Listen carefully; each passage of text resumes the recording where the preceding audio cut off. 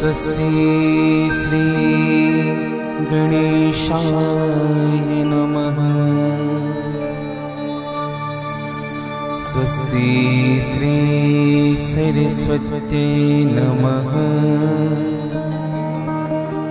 श्री पुराण पुरुषोत्तमाय नमः।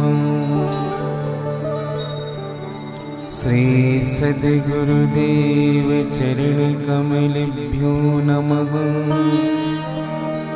श्री राधा वल्लभो विजयते तदा।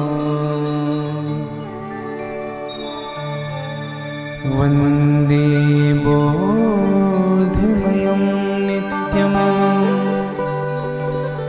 गुरुं शङ्कररूपिणो।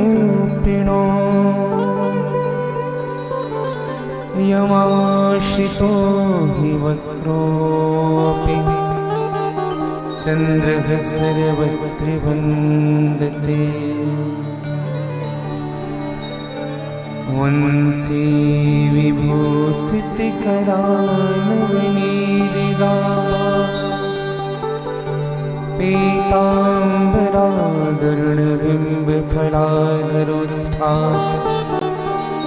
पूर्णेन्दुसुन्दरमुखादरबिम्बनेत्रात् कृष्णात् परं किमपि तत्त्वमहं न जानीति। नारायणं नमस्कृत्यं नरं चैव नरोत्तमम्